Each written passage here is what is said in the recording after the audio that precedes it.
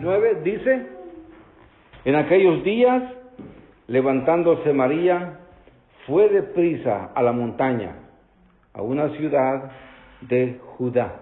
Vamos a orar. Padre, gracias por la oportunidad que nos concedes cada día domingo, Señor, de reunirnos bajo tu cobertura, esperando con todo nuestro anhelo, Señor del corazón, que tu Santo Espíritu gobierne nuestra mente, que tu Santo Espíritu nos enseñe, nos guíe, que nos pueda instruir en los caminos que son agradables delante de ti, Señor.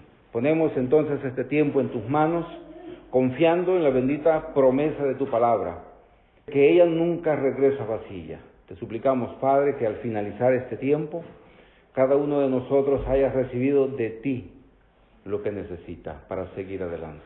Gracias, Padre. En el nombre poderoso de Jesús, amén y amén. Ok, dice el verso que hemos leído que en aquellos días, levantándose María, fue deprisa a la montaña, a una ciudad de Judá. Lo primero que quiero que miremos aquí es que dice en aquellos días. Uno puede preguntar, ¿cuáles días? Bueno, los días en que el ángel visitó a María, en esos días. Dice que levantándose María. Esa palabra levantándose, la idea de esto es que fue movida dentro de ella a ir a corroborar, a ir a ver con sus ojos las maravillas de Dios.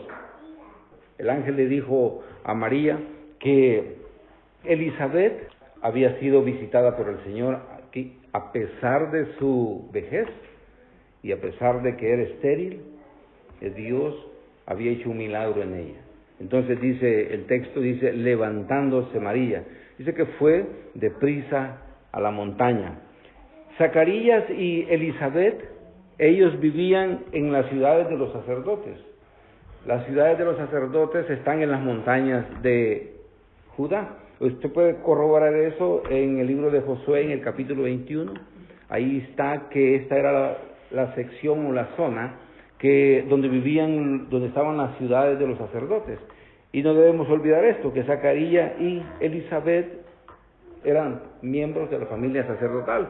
Entonces María se vio impulsada para viajar, guiada, repito, por el Espíritu Santo. No fue una curiosidad humana la que la llevó, sino que fue guiada o impulsada por el Espíritu Santo a ir a visitar a Elizabeth, siguiendo pues lo que el ángel le había dicho.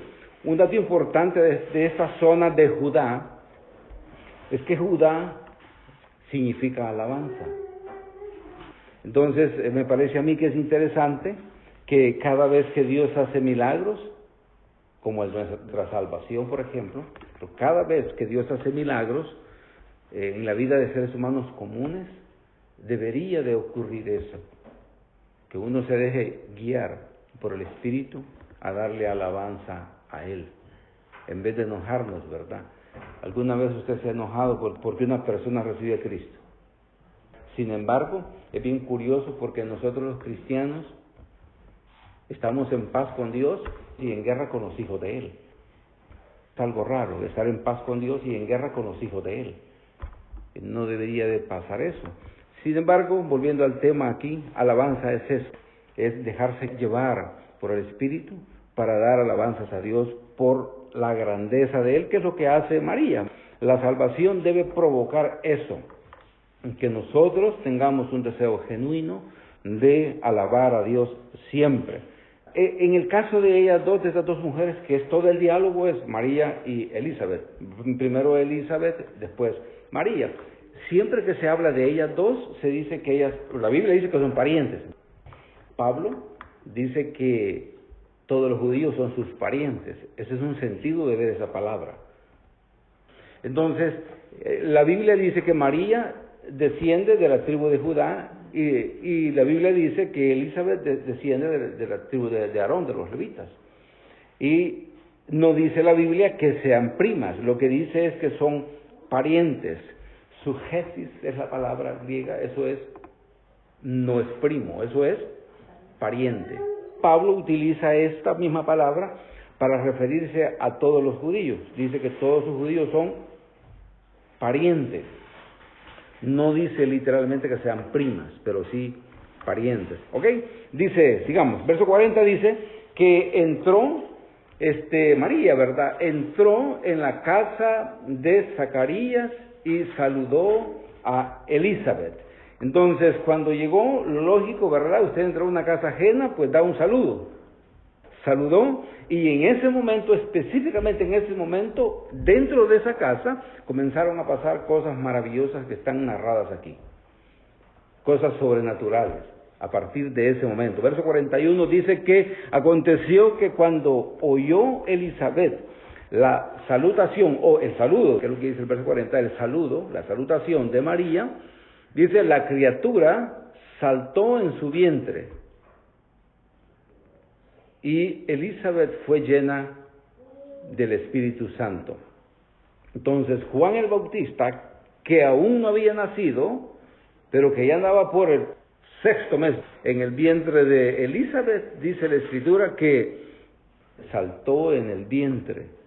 Y a esa palabra saltar en el Antiguo Testamento, cuando Dios iba a sacar al pueblo de Israel de Egipto, dice que nosotros leemos literalmente que el ángel del Señor pasó sobre las casas de aquellos que habían marcado el dintel de la puerta, de donde nace la fiesta de la Pascua, pero la palabra es que el Señor saltó sobre la casa para no afectar a los que moraban dentro. Esa es la misma palabra para redención. Eso me parece a mí que es interesante. Juan el Bautista hace lo que todos los creyentes, o lo que todos los seres humanos deberían hacer, o los creyentes deberíamos hacer, que delante de la presencia de Dios, no mantenernos como impávidos, ¿verdad?, frente a la presencia de Dios y con mucha simpleza quizás, o frialdad. Deberíamos de literalmente así, como hizo Juan el Bautista en el vientre, ¿verdad?, de su madre, brincar. Y dice también que ella fue llena del Espíritu. En el sentido, llenar es ser guiados por el Espíritu.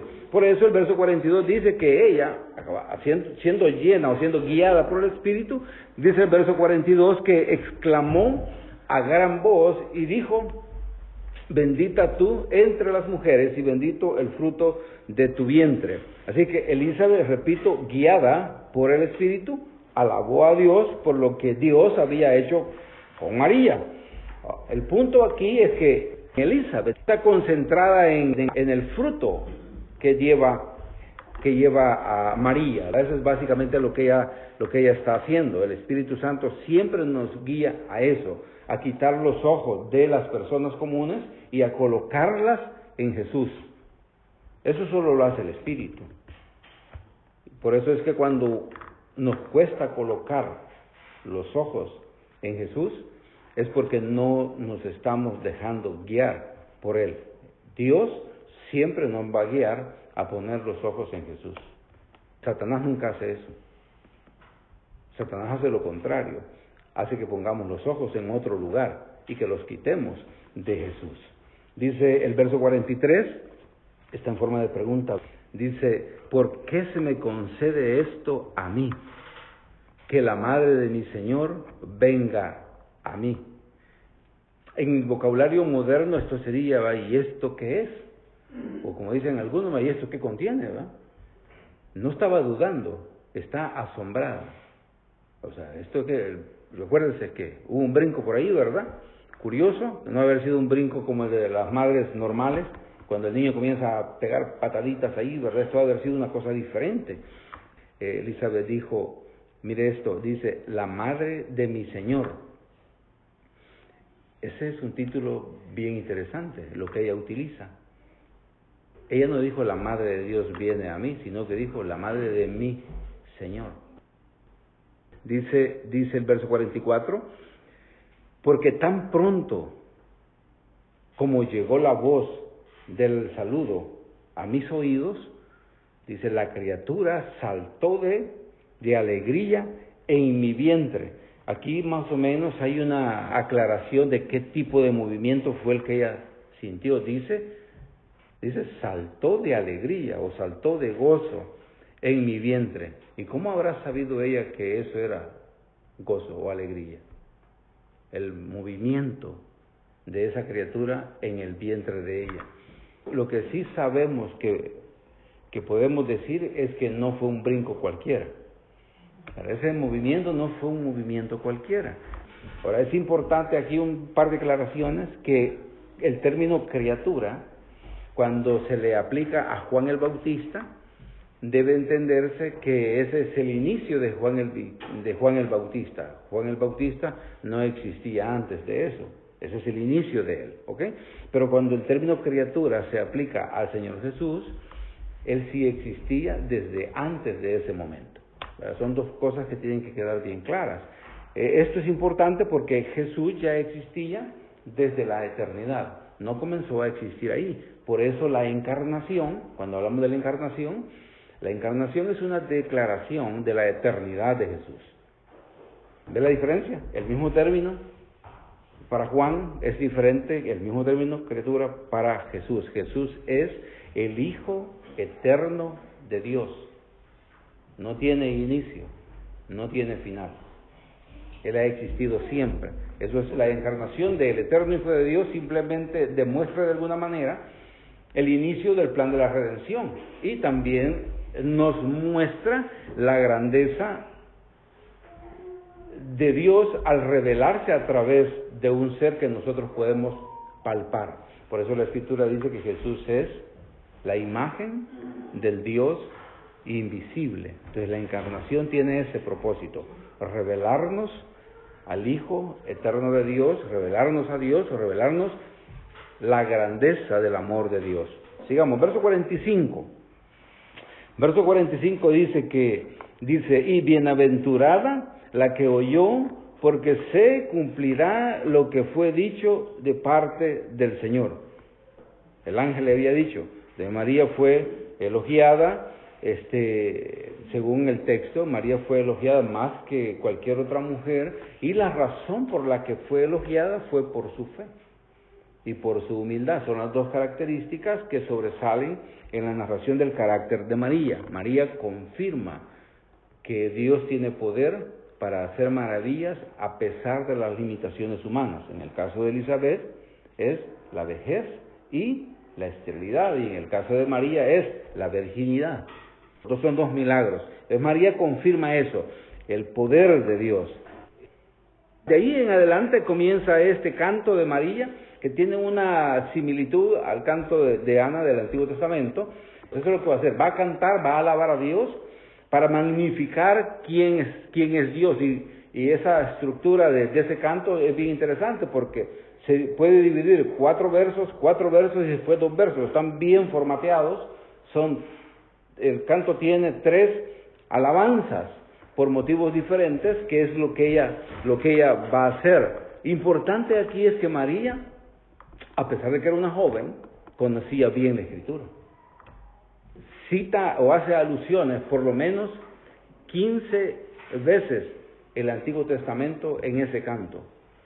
Y aparte de eso, en 8 ocasiones María exalta lo que Dios ha hecho, que es algo que a veces a nosotros nos cuesta entender, ¿verdad? ¿Qué es lo que Dios ha hecho? No solo con nuestra vida, pero en general, ¿qué es lo que Dios ha hecho? Ella hace esto. Así que miremos un poquito detenido este canto. Vamos a correr un poquito en este canto. Verso 46, 47, 48 y 49 sería la primera sección. Ahí María, ella alaba a Dios, dice el verso 46, entonces María dijo, engrandece mi alma al Señor. Y luego dice en el 47, y mi espíritu se regocija en Dios mi Salvador. Verso 48, porque ha mirado la bajeza de su sierva. Pues he aquí, desde ahora me dirán bienaventurada todas las generaciones. Y verso 49 dice, porque me ha hecho grandes cosas el poderoso, santo es su nombre. En el verso 46 es importante notar que ella no se ve a sí misma como la mamá de Dios, como la madre de Dios. Ella no se ve así. Es la gente después de ella la que le dio a María una posición que ella no expresó. Lo mismo que con Moisés. Moisés en el Antiguo Testamento, él nunca toma una posición de grandeza, pero el pueblo judío le dio una posición casi por encima de Dios. Fue el pueblo, no fue él mismo. Y en el caso de María es igual, no es María la que toma la posición que la gente le ha dado, es la gente, por ignorancia escritural, quien le da esa posición a María, ¿verdad? El problema con María es la parte divina que se le otorga.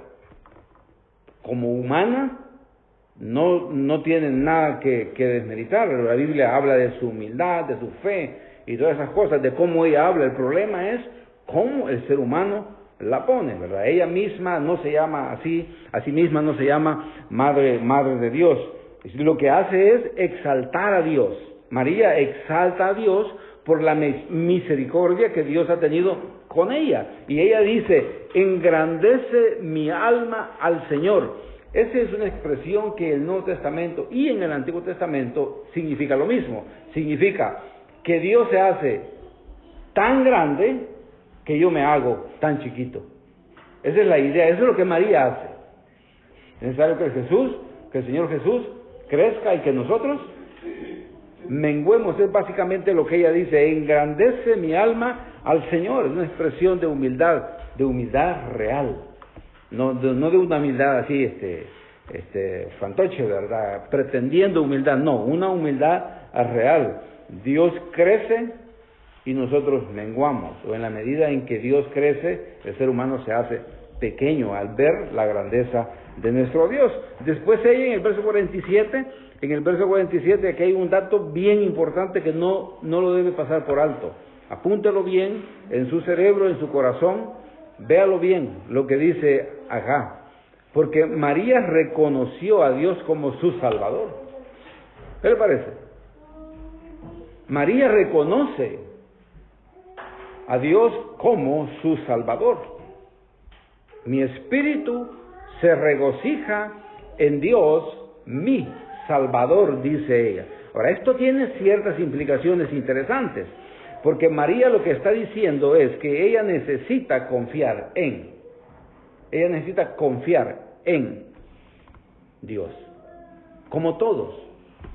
Y la otra cosa que está en la implicación aquí, que es interesante, ella acepta y declara que ella necesita ser redimida. ¿Para qué? Para poder tener la salvación. María reconoce que ella necesita ser salvada. No sé de dónde la gente se sacó el hecho de que podemos ser salvos a través de María. O sea, la divinidad de María es una imaginación de la mente del ser humano. No tiene nada que ver con la Escritura.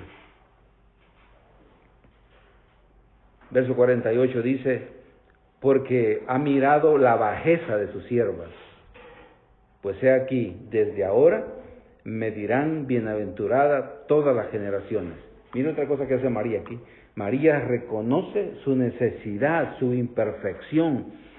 Eso es reconocer su pecado. María hace todo lo que el ser humano debe hacer para poder ser salvo. Reconocer la grandeza de Dios. Reconocer que Él es quien le puede ayudar. Reconocerse como bajo, reconocerse como pecador. Ponerse en la posición de un siervo. Y entonces uno puede recibir de Dios. De lo contrario no se puede. Y María hace todo eso. Mire cómo dice, has mirado la bajeza de tu sierva. Ese es el lenguaje, este es el vocabulario de ella. Eso es lo que ella dijo. Que Dios nos lo ha dejado aquí para que aprendamos. O sea, ¿esto desmilita a María, el carácter de María? No, todo lo contrario. Será llamada bienaventurada por lo que es, por el carácter de ella, por cómo es ella. Es un dato interesante, ¿verdad? Porque únicamente los pecadores necesitan ser salvos. Y este no es el tema, pero por ejemplo su mascota no peca. ¿Qué le parece? Su mascota no necesita ser salva, porque ella no peca. Un árbol no peca, no necesita salvación. Los únicos que pecamos somos nosotros, los seres humanos. Por eso nosotros necesitamos un Salvador. Esa es la posición de María, eso es lo que ella dice. Eso es lo que ella está diciendo aquí. Sobresale su humildad y dice, como sierva de Dios, servidora de Dios. Nada que ver con el título que la gente le dio a María años después. La pusieron en una posición que ella no buscó. Si María, el día que el Señor resucite a María, yo creo que María va a llorar mucho, por la posición que la gente le dio. Y pusieron en sus labios cosas que ella no dijo, y pusieron en su carácter cosas que ella no tenía. Sobresale la humildad, sobresale el hecho de que ella entiende que necesita un Salvador, se ve a sí misma como baja, dice, como pecadora, y se reconoce a sí misma como sierva. Y eso, repito, debe ser la actitud nuestra. Esa actitud es la que necesitamos para que Dios nos use. La posición de siervo, de humildad real. De lo contrario, si María no hubiese sido una mujer humilde, ella no hubiera sido instrumento en las manos de Dios. Porque ¿qué hace Dios con los que no son humildes? Los humilla, no los usa. Dios usa a las personas humildes, es lo que dice la Escritura. La humildad es lo que lleva a un ser humano a ser útil en las manos de Dios. Y el orgullo es lo que debemos de dejar. El orgullo es lo que nosotros debemos de detener para que no pelee contra la humildad en nuestra vida, ¿verdad? No en la vida del prójimo, sino en la nuestra. Dice el verso 49.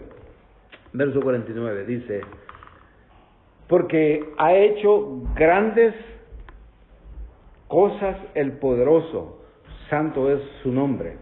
María, aquí hace otro detalle. María reconoce que ella es, voy a decir esta palabra, que ella simplemente es la receptora de la gracia de Dios. Eso es lo que ella está reconociendo. Ella es la receptora de la gracia de Dios, ella es la receptora del amor de Dios, ella es la receptora de la misericordia de Dios, ella es la receptora del favor de Dios.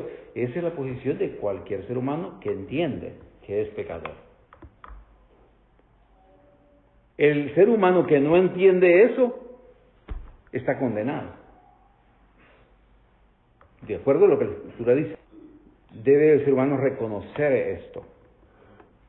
Ahí terminan los primeros 4 versículos, donde ella expresa, alaba a Dios, el Espíritu la guía a alabar a Dios por lo que Dios ha hecho con ella. Ahora, a partir del verso 50, hay otros 4 versos en los que María alaba a Dios porque ella reconoce que al final todos van a temer a Dios. O sea, reconoce la grandeza de Dios, que al final todos van a temerle. Por eso es importante entender que es mejor temerle ahorita, porque de todas maneras va a llegar el día en que toda rodilla se va a doblar delante de Él, pero ya no va a haber un beneficio para la salvación. Hoy hay un beneficio para la salvación en la relación con Él, cuando hoy nosotros nos humillamos delante de Dios, porque llega el día en que todos van a doblar sus rodillas delante de Él, todos van a temerle, pero algunos para condenación y otros para un gozo perpetuo, ¿verdad? Dice el verso 50, 51, 52 y 53. Esa serie habla de esto, de los que temerán. Dice el verso 50, y su misericordia es de generación en generación, mire cómo dice, a los que le temen. Su misericordia es a los que le temen. Luego dice el verso 51, hizo proezas con su brazo, esparció a los soberbios en el pensamiento de sus corazones. Verso 52, quitó de los tronos a los pecadores y exaltó a los humildes. Verso 53, dice que a los hambrientos colmó de bienes y a los ricos envió vacíos. Fíjese, del verso 50 dice, verso 50 y el verso 51 hay un contraste o una comparación entre los que temen al Señor y los soberbios. Los que temen al Señor versus los soberbios. Ahí están los dos grupos. Y habla de la soberbia como el pensamiento del corazón. Soberbio, un pensamiento, dice, del corazón. Ahora, a pesar de que humanamente nosotros digamos, nosotros vemos el estatus económico de una persona, nosotros vemos o evaluamos humanamente a una persona por lo que tiene. Nosotros,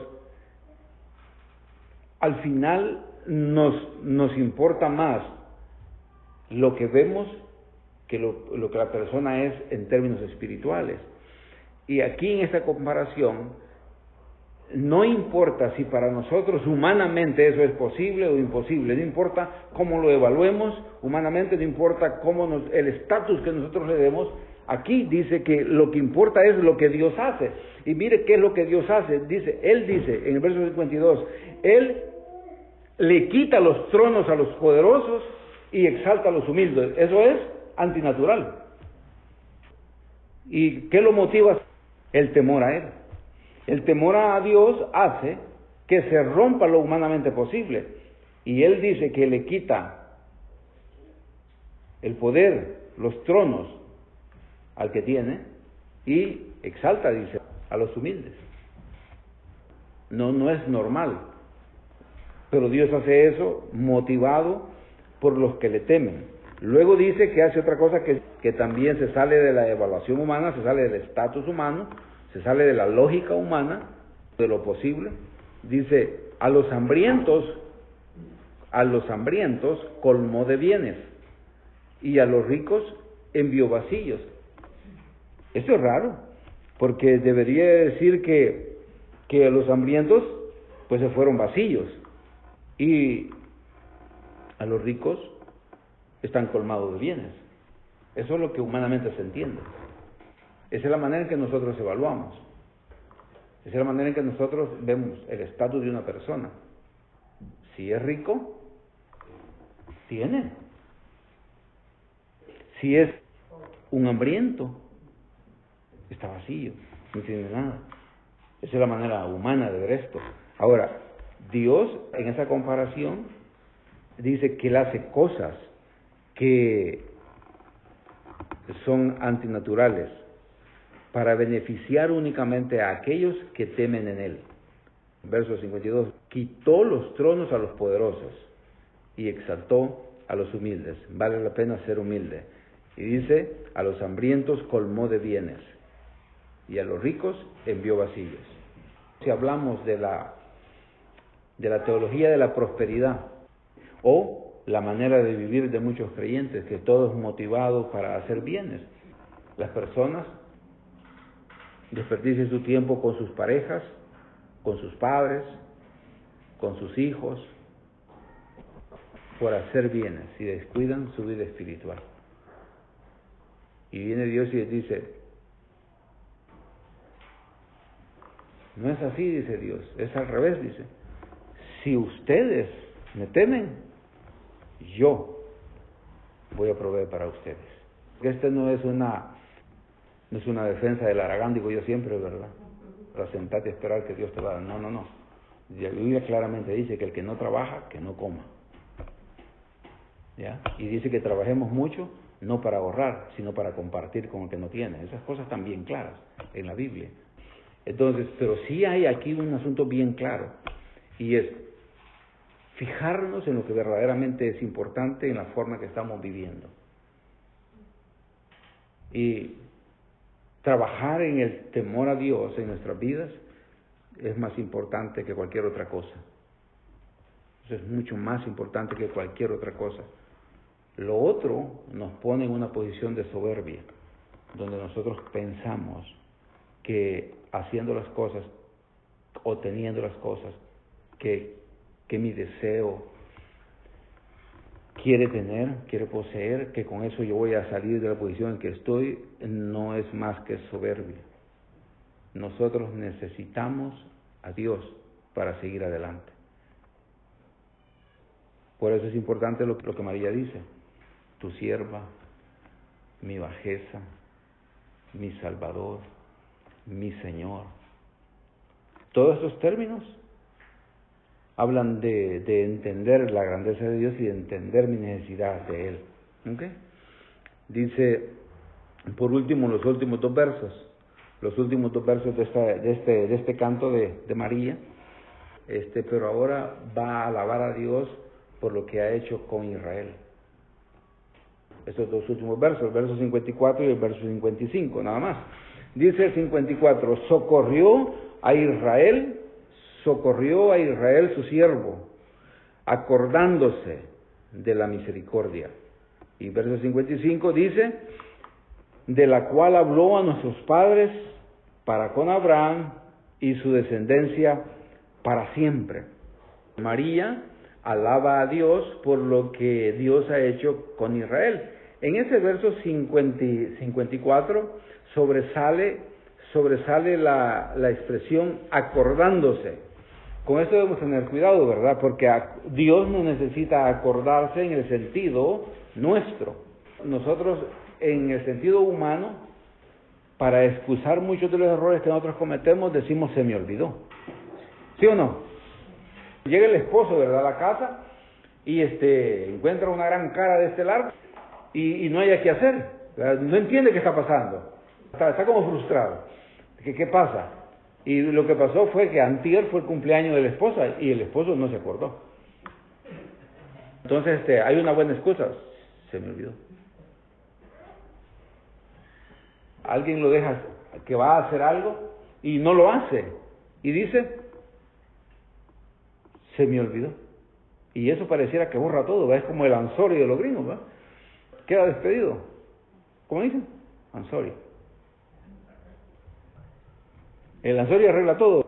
Bueno, así es, se me olvidó. El se me olvidó pareciera ser que es como agarrar un borrar y ya a comenzar de nuevo. Y no, uno debe tener cuidado. En ese sentido, que es bien humano, no es el sentido que dice aquí, se acordó. Se acordó, dice el verso 54, socorrió a Israel su siervo, dice acordándose de la misericordia. Ese acordándose es, llegó el tiempo del cumplimiento de lo que Dios había dicho que iba a pasar. Quiere decir que llegó el momento de que se cumpliera lo que Dios dijo. A eso se refiere esa palabra, se acordó, no se acordó como nosotros, ¿ok? Aquí pasa algo bien especial. ¿Dónde están ellas? ¿Dónde están hablando? Están en la casa de Zacarías. ¿Y quién se acuerda qué significa el nombre de Zacarías? ¿Se acuerdan? ¿Qué significa? Zacarías significa, de Jehová se ha acordado. Eso significa el nombre. Y están ahí y dice en su canto, para finalizarlo, María dice, acordándose de la misericordia. Jehová dice, se ha acordado. Dios se acordó. Llegó el momento de cumplir lo que Él prometió que iba a acontecer. Y eso está en el verso 55. Dice el verso 55, de la cual habló a nuestros padres. La misericordia, es decir, la promesa que hizo a nuestros padres. Dice, para con Abraham y su descendencia para siempre. ¿Cuál es la promesa que Dios le hizo a Abraham? Que de sus lomos iba a salir la bendición, ¿para quién? Para todo el mundo. ¿Y qué estaba pasando ahí? Estaba cumpliéndose ese momento ahí. La palabra de Dios estaba cumpliendo ahí. Y fíjese esa palabra para siempre, que habla de la eternidad. La palabra de Dios es una palabra eterna. Las promesas de Dios son promesas eternas y siempre tienen un cumplimiento, pero en el tiempo de Él. Hace 3 semanas, creo, estudiamos en la clase los nombres de Dios. Y al ver los nombres de Dios vimos uno de los nombres que significa Jehová es eterno. Y este nombre de Jehová es eterno tiene que ver con eso. Cuando usted le pide algo a Dios, nosotros siempre decimos, mire, Dios le va a contestar. Siempre le va a contestar, le va a decir sí, le va a decir no, o le va a decir, lo vamos a hacer de una mejor manera. Siempre. Pero Dios siempre contesta, pero no siempre nos dice sí. Ahora es interesante, ese nombre que significa que Dios es eterno, o esta declaración para siempre que habla de su eternidad, es eso, mire. A nosotros nos puede parecer sí o no. O a mí me puede parecer pronto o tardado la respuesta de Dios. ¿Verdad que sí? Usted ora y usted puede decir, ay, estoy orando por esto, ya se tardó el asunto. Pero aquí está lo que significa el nombre. Como Él es eterno, la respuesta de Dios siempre es en el momento justo. Aunque a usted le parezca que es tardado. O aunque a usted le parezca que es muy pronto. La respuesta de Dios siempre se da en el tiempo de Él, y el tiempo de Él siempre es. No es antes, ni es después, es exactamente en el tiempo que debe ser. Es el tiempo, es el momento ideal. Las respuestas de Dios siempre llegan en el momento ideal. La simiente de Abraham, ¿quién es? Jesús. Él es la simiente de Abraham.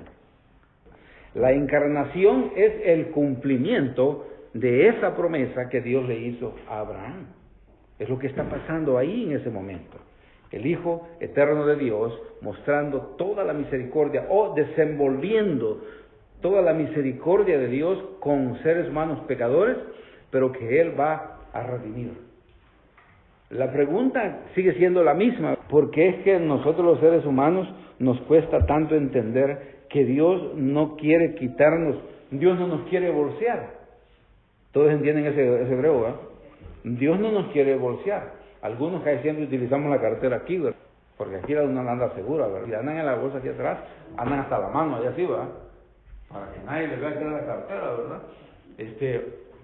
Fíjense, es bien curioso porque la mayoría de personas, muchos, no la mayoría, pero muchas personas nunca llegan a tener una relación con Dios real porque ellos están protegiendo su cartera. Y ese es el argumento.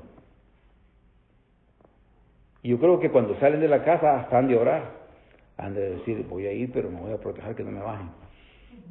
Voy a guardar bien la cartera. Es como un pacto que hacen, voy a ir, pero que nadie me saque nada. Y yo quiero decirle que a Dios no le interesa su cartera. Eso le interesa a usted, eso nos interesa a nosotros.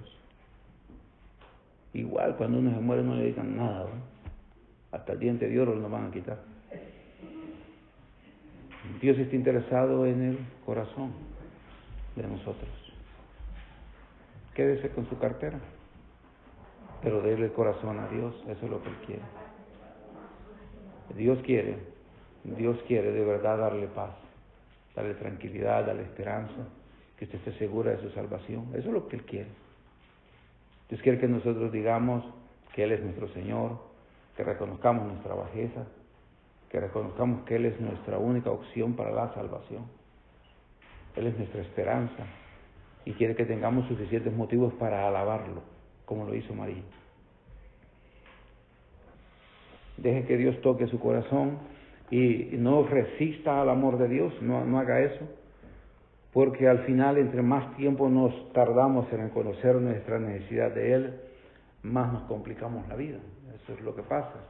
Entonces Dios quiere que lo más pronto posible nosotros procedamos al arrepentimiento y reconozcamos que necesitamos de Él. ¿Ok?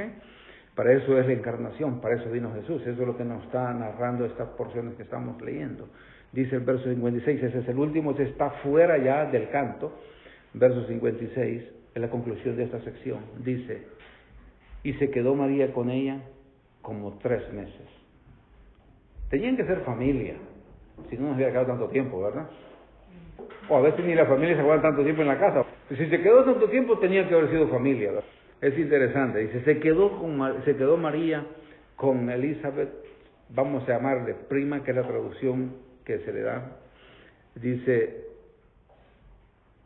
como 3 meses. Como 3 meses no es 3 meses, es como 3 meses. O sea, cerca de 3 meses.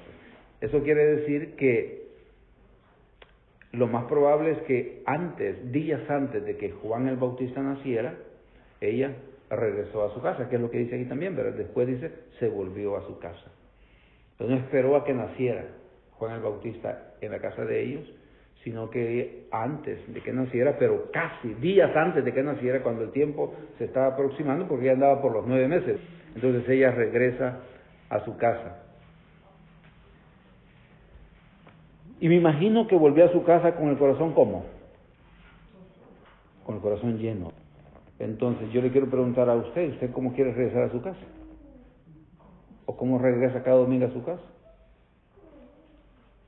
Si yo le pregunto de qué predicamos el domingo pasado, de la manera en que estamos estudiando la Biblia no cuesta olvidarse, es bien fácil recordarse, porque si es inteligente, rapidito relaciona y aquí está, pues.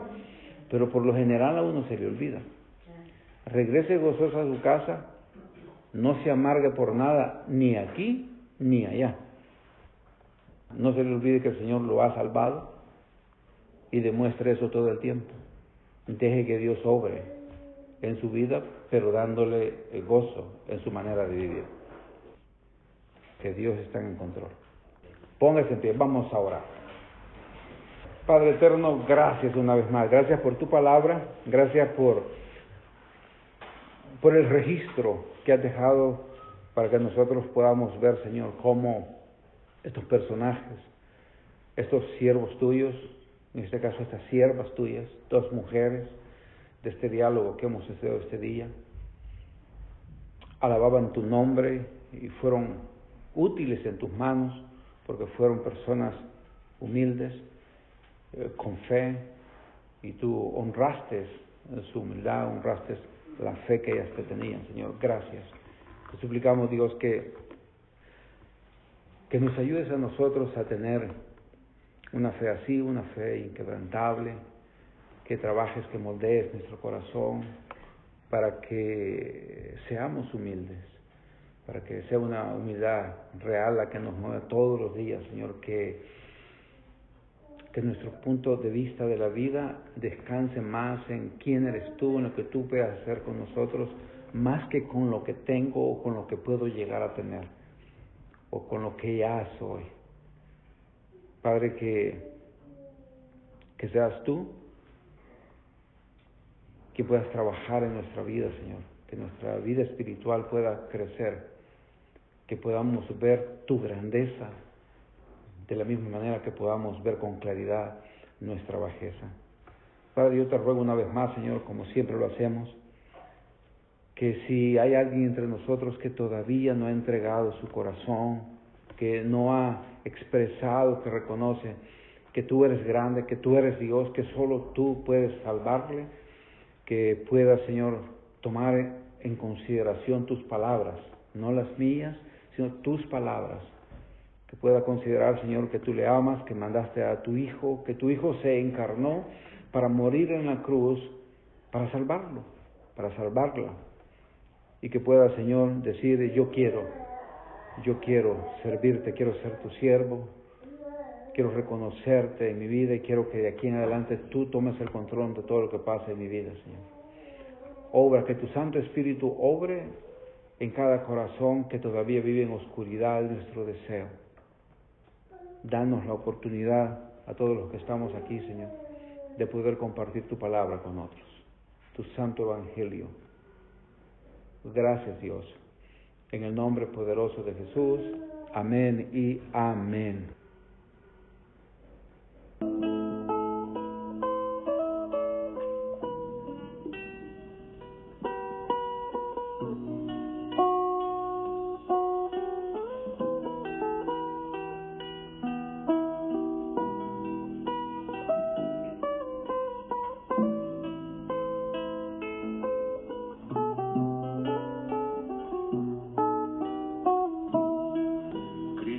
La peña de Oreb que está brotando, agua de vida saludable para ti.